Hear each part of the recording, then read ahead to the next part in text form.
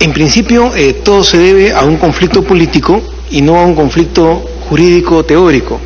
Entonces tenemos que estar muy claros de que lo que se discute, que es un proyecto que proviene del Ejecutivo, es fruto de una decisión política cuando en realidad no existía un conflicto jurídico, técnico-jurídico.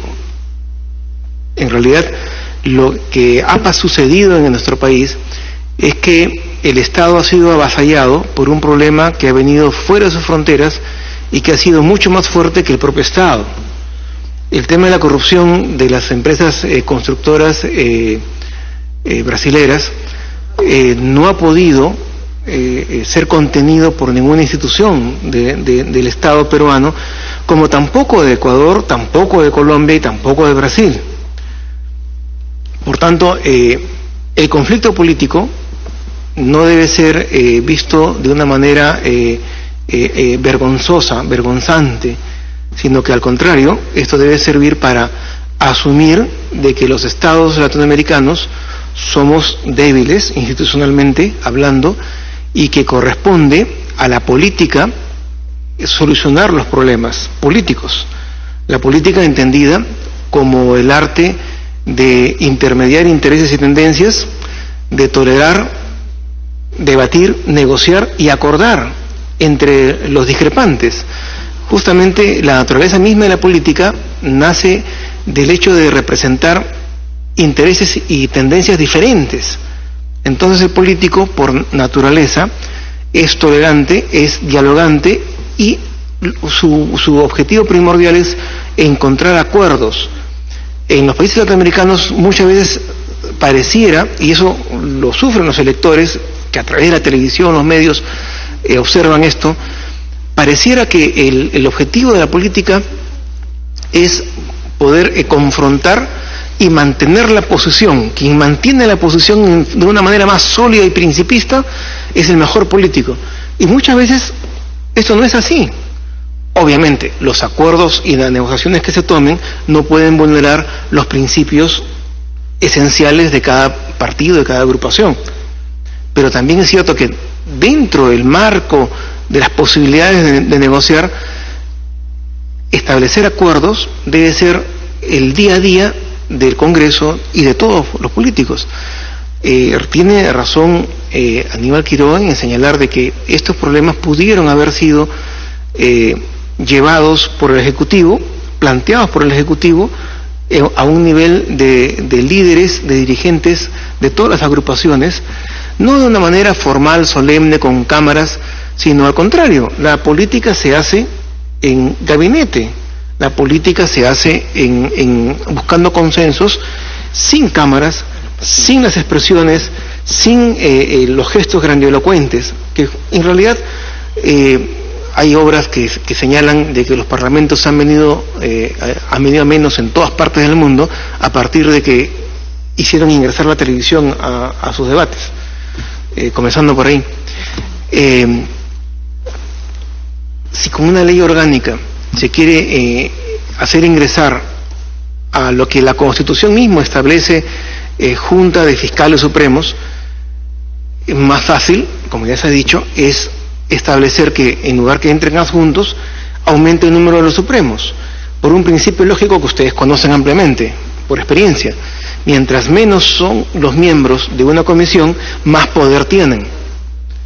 Mientras más es el número, menos posible menos posibilidad existe de que una corriente externa los comprometa fuera del marco de sus atribuciones. Por tanto, el número de 9, que es precisamente el número de Tribunal Supremo norteamericano, debería ser el número del Tribunal Constitucional, no 7, es el número adecuado para poder establecer en la futura ley orgánica del Ministerio Público. ¿Qué hacer? Ante esa pregunta surge el recuerdo de que la separación de poderes en los países de régimen parlamentario no está cifrada entre ejecutivo y legislativo. qué? Porque el líder del legislativo es en realidad el jefe de gobierno y líder del ejecutivo. Theresa May, la primera ministra inglesa, es líder de su partido, presidente de su partido, es líder de su bancada, que es la mayoritaria, más de la mitad más uno, y al mismo tiempo es líder del ejecutivo. Es primera ministra, líder del gabinete. No hay separación de poderes, aparentemente, pero sí hay Constitución. El artículo 16 de la Declaración. ¿Por qué hay Constitución? Porque la separación de poderes en el mundo moderno no está entre ejecutivo y legislativo. Claro, debe haber en regímenes presidenciales, pero sin el parlamentarismo no existe. Y hay democracia y hay Constitución. Significa de que en el fondo la verdadera separación de poderes rige entre las instituciones, entre los órganos de decisión política con respecto a los órganos e instituciones de decisión judicial, jurisdiccional o constitucional. ¿A qué me refiero? Solicito una interrupción. Sí, el congresista Becerril. Congresista Becerril. Gracias, presidente. Se estaba esbozando como una posibilidad de superar esa crisis, es que en lugar de que haya 5 fiscales supremos titulares, se puedan ampliar esa base a 9, pero no con los fiscales supremos adjuntos. Si se entiende que en su momento quienes tenían la posibilidad de nombrar a estos fiscales supremos era el Consejo Nacional de Magistratura, ahora debería ser la Junta Nacional de Justicia, que no está en vigencia. Entonces, ¿cómo sería ese mecanismo para poder nombrar a nuevos fiscales supremos titulares? Realmente es muy importante la pregunta, porque en realidad tiene que ver con la solución del problema del Ministerio Público y en general del problema legal. Yo sí creo que es necesaria cierta premura en la aprobación de la ley orgánica del Ministerio Público y de la Junta Nacional de Justicia. Sí hay una necesidad no solamente técnica, sino una necesidad política. No responder a esa necesidad política posibilitaría que nuevamente el Congreso sea puesto contra la pared. Yo creo que hay que, dentro de la racionalidad, obviamente no puede ser en una semana, 2 semanas, dentro de la racionalidad sí es necesario proceder a las leyes orgánicas, aprobar esas leyes orgánicas y permitiendo de que se recomponga el Ministerio Público, para no estar pensando en los apellidos. 3 más 2, jalo un adjunto, hago un 3-3, para romper esa coyuntura que nos va a seguir siendo atados. Congresista Becerril. Gracias. Lo que ocurre es que en la práctica también hemos tenido varias reuniones con quienes forman esta comisión especial, como es el Defensor del Pueblo, como es el Contralor de la República, los que van a formar este organismo, que va a tener a su cargo el nombramiento, la evaluación en todo caso, la evaluación de los miembros de la Junta Nacional de Justicia. Pero eso, en un análisis claro y real, no es un tema que se va a ver en los 60 días que se ha puesto como fecha. Porque, ¿qué pasa? Son 3 evaluaciones, una de ellas, una evaluación escrita de desarrollo. Se dice, ¿qué pasa si es que se presentan 1.500, 2.000, 3.000, 4.000 personas? ¿Quién tiene ahorita? Nadie tiene esa posibilidad de evaluar cuántos se van a presentar. Que se presenten, pues, según análisis que hicieron, unos 1.200. ¿En qué tiempo van a poder hacerlo?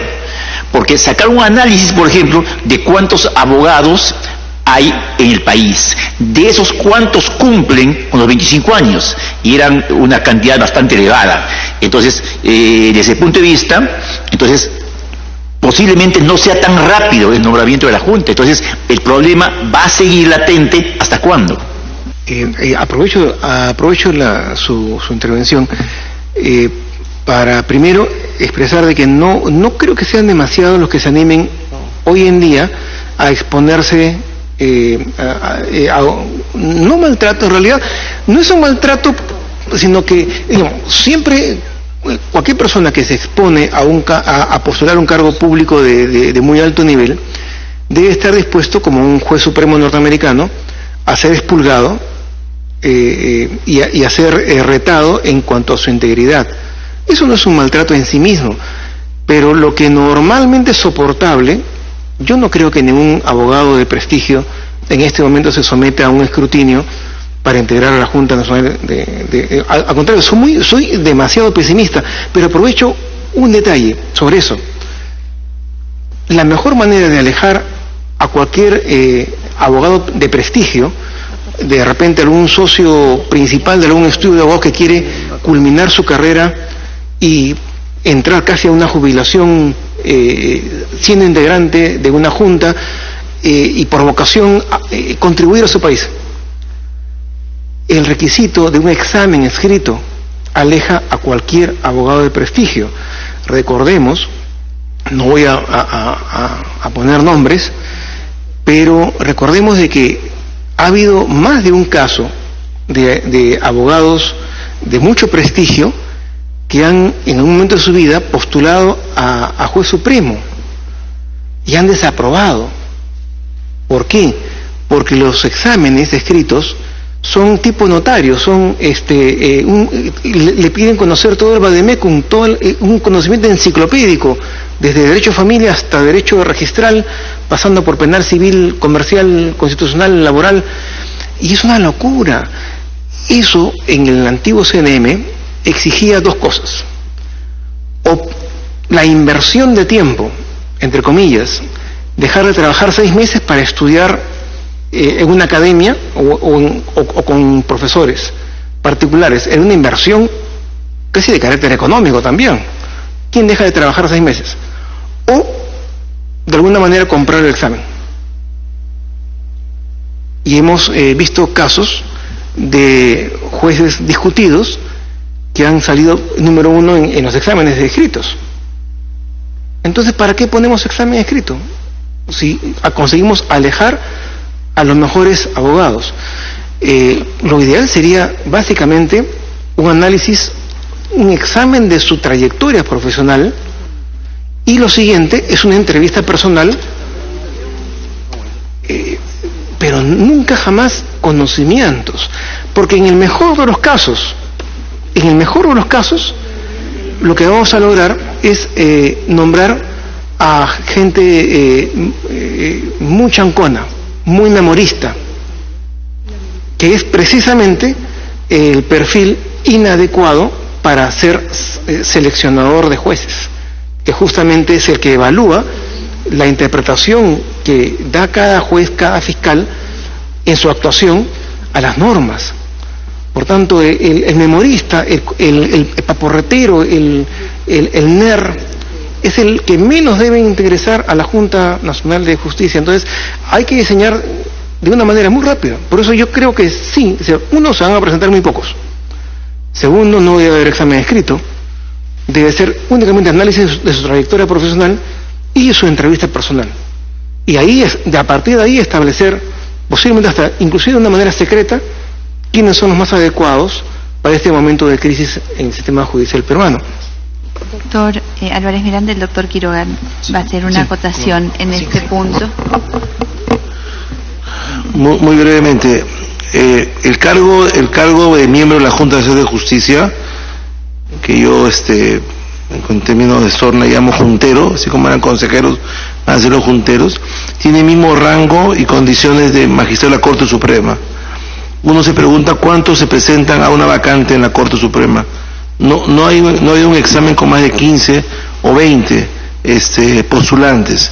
Por lo mismo que dice mi colega el doctor Álvarez, y porque son procesos muy complicados. Entonces, pensar que van a haber 2.000 o 3.000 personas para esta Junta es absolutamente impensable. Miren ustedes, en los últimos años, cuántos se han presentado para el Tribunal Constitucional, para el Consejo de la Magistratura, para Fiscal Supremo, para Juez Supremo, y se van a dar cuenta más o menos cuántos se pueden presentar.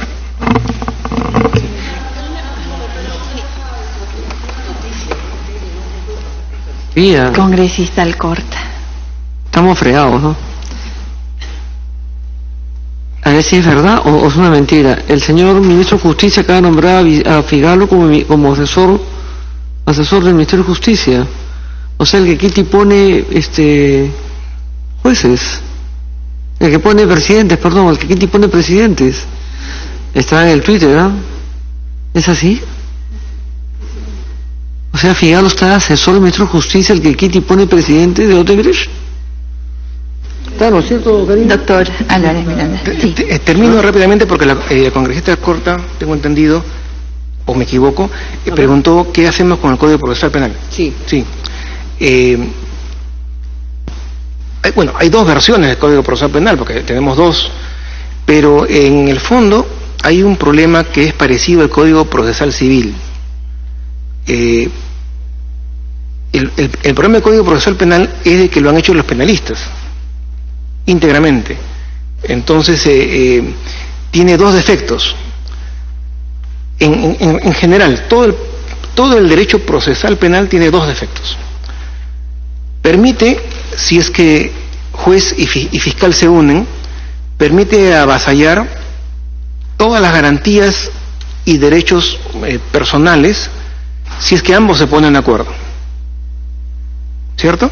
Entonces, no defiende realmente los derechos individuales, ni siquiera los mínimos: libertad, propiedad, honor. El ciudadano está inerme si es que la voluntad del fiscal y la voluntad del juez se unen. Pero al mismo tiempo vemos que con las mismas normas, una banda de secuestradores puede obtener su libertad con mucha facilidad. Porque al mismo tiempo, como ha sido hecho por expertos en litigantes en procesal penal, tienen los subterfugios para exigir al policía que redacta un parte policial tal nivel de calidad jurídica que hace prácticamente que el 90% de casos en materia penal puedan caerse si el abogado de la defensa es bueno. Si no se cae por defectos técnicos, como tiene tantas exigencias garantistas entre comillas, el fiscal puede tener graves problemas en formalizar su caso, su acusación. Si es que, como se ordena, que él dirija la investigación. Todos sabemos en el Perú de que eso no se da. Los fiscales no dirigen efectivamente la investigación por una serie de motivos materiales. Y si fuese el caso que llega a formalizar su acusación y llega el caso al juez, hay varias aristas que hacen posible o hacen imposible que el juez pueda abrir el proceso por defectos de forma. Entonces, el juez puede ser convencido con malas artes de que y señalarse: mira, no te pido que te involucres en algo feo, simplemente mira, acá tienes un defecto, acá tienes otro defecto, listo. Entonces es muy complicado para un fiscal que persigue un delito, una banda de secuestradores, realmente llevar a la banda de secuestradores al proceso judicial. Entonces, si tiene los dos defectos, tenemos que concluir de que el derecho procesal penal en el Perú ha aterrizado mal. Entonces tenemos que volverlo a repensar, porque permite los dos defectos: permite huir a los delincuentes y permite perseguir a los inocentes. Entonces estamos en un tema muy complicado. Muchísimas gracias. Gracias, doctor Álvarez Miranda.